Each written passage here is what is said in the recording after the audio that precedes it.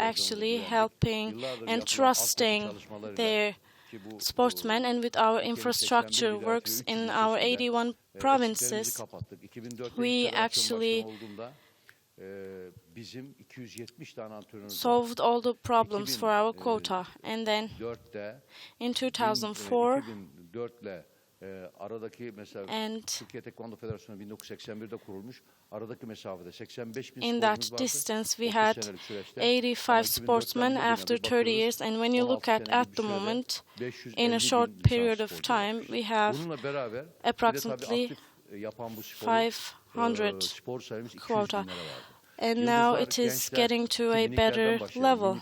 And starting from children's and youth categories in every corner of Turkey, all our works are trying to be the solution for our sportsmen, and we are trying to have the result like this. And in 2012, we also had another championship. We got a medal.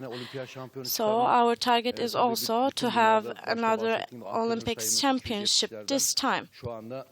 And at the moment, approximately 4,000 sportsmen is in our mind. Hopefully within this direction in Tokyo, golden medal, silver medal, hopefully golden, will going to be achieved by us. We hope that. As in the past, we are trying to make our people smile, and our flag will float even better.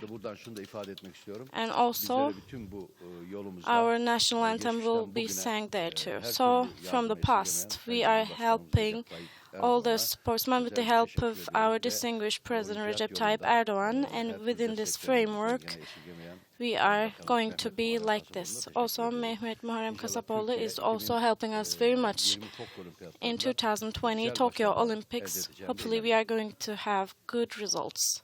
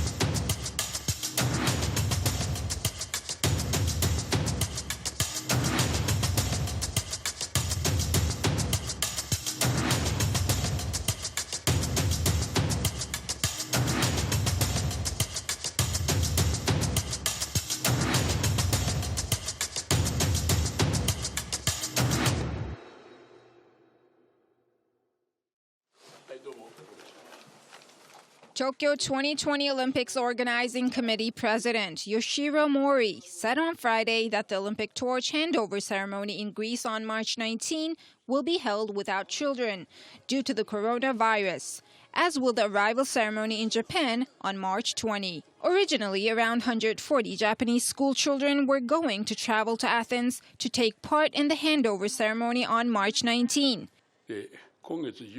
In the handover ceremony, which will be held in Athens on the 19th of March, the performance by 140 children was planned. But for putting the safety of the children at the top priority, and taking into account the request by the government regarding elementary, middle, and high schools to be closed, we have decided not to send the children. There will also be no children attending the arrival of the Olympic flame on Japanese soil at Matsushima Air Base on March 20. A ceremony with children from Higashi, Matsushima in Shinomaki and Onagawa in Miyagi Prefecture to welcome the torch had been planned, but we decided to cancel the children's attendance for the same reason. These cities say they want to have the arrival ceremony in a different format. It is very regrettable, too. Schools are shut across Japan as the country looks to combat the coronavirus outbreak that has so far infected over 1,000 people in the country. Because of concerns over the coronavirus, a smaller delegation of Tokyo 2020 officials will also be sent to Greece for the handover ceremony. A sports finance expert says that the economic impact on the Japanese economy of a possible cancellation of the Tokyo Olympics because of the coronavirus would be catastrophic. But speaking in London on Thursday, Konrad Viasek, head of analysis and consulting at SportCal, said he believed the Olympics would go ahead. Cancellation is obviously the worst case scenario. The infrastructure has been built, everything is in place to have the games go ahead. So from that point of view, that is pretty catastrophic. If it's a postponement, then the likelihood is that all the agreements, everything will stay in place, but there will be an economic impact of that. For example, if you shift it to October, November, that then in major markets like the US, that will have an impact on TV schedules because then you're competing against things like the NFL and other premier sports. The Premier League will have started back up and so on. So there will be an impact in terms of advertising and TV schedules and things like that with a postponement, but at least the event will go ahead, and by and large, you will have some economic benefit to that. If it goes ahead as normal, I think the thing to watch out for is the tourist impact. Are people going to travel to Japan? That will obviously have an impact on hotels, flights, and just general spending in Tokyo and around the Olympic venues. In December, Toshiro Muto, CEO of Tokyo 2020, said that the Olympics would be delivered for a budget of around $12 billion. The biggest sporting event in the world is scheduled to begin on July 24, but is under threat because of the coronavirus outbreak, which has made more than 90,000 people ill and killed more than 3,000. NBC last week announced that they generated or had booked in over $1 billion worth of advertising revenue against the Olympic Games. That is obviously significant. If the Games are moved or cancelled, then those advertisers will be looking at sort of cancelling their orders and things like that. So just on a short-term basis, there is a significant impact there. But obviously, for broadcasters around the world, they build their schedules around the Olympics. There's a 4-year cycle leading up to an Olympics, and that will have an impact both on the BBC in the UK and national broadcasters around the world. So it's not just limited to one market and one advertiser. Both the IOC and Olympic organizers in Japan insist that the event will go ahead as planned, but that they are in constant contact with health experts to ensure the safety of athletes and other people attending the Games. I think at the moment we have to take the IOC and Thomas Bach at face value and say that there won't be a postponement or a cancellation. The pure fact is that Japan has spent billions in infrastructure to get the Games on.